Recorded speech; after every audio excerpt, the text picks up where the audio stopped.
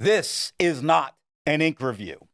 No, this is a review of the original Crown Mill laid paper. Now, for those that don't know, laid paper means that they lay it out, and so you wind up getting, or to dry, so you wind up getting a really neat texture in the paper the whole way through. It also means that perhaps the finest of nibs are not the best to go. That PO nib or the ultra extra fine, you may feel some of those ridges of the paper just a little bit.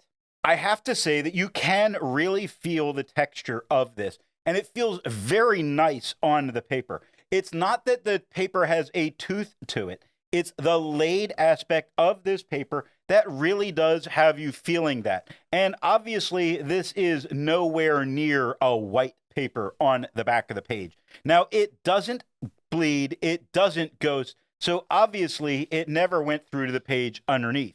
Now, people are going to ask, so it's time to go ahead and say that the ink that I'm using for this review is Krishna's Palasa, and it I don't think is available anymore, but I've chosen it because it does have some decent shading that can go on, and it has sheen. That way we can see if the paper has these types of features sort of eaten up by the paper, or do they still shine through?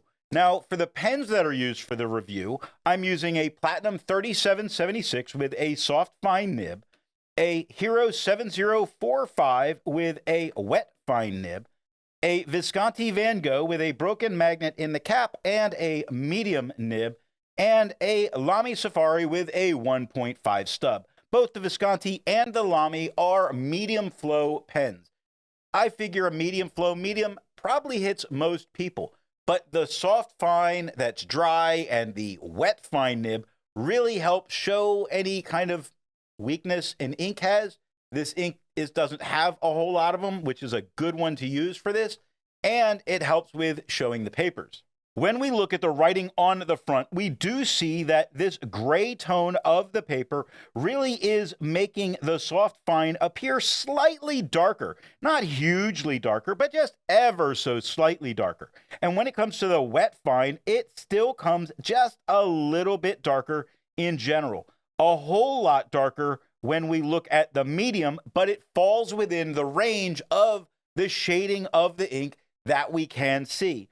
The stub comes entirely darker. Now, the darker aspect that we're seeing, I think, is from the sheen of the ink.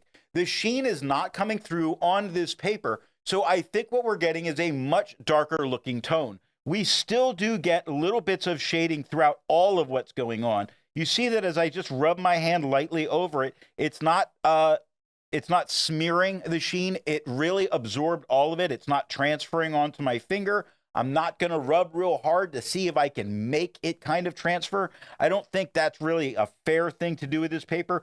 I do think for those letter writers, this is very nice. I will say that in general, I would probably prefer it to be about half this size for letter writing. The full-size paper can be really nice, but the older way of the letter writing was some smaller pages, and I kind of really enjoyed that. So I hope you got something out of this video, and thanks for watching. Wow, that hit hard.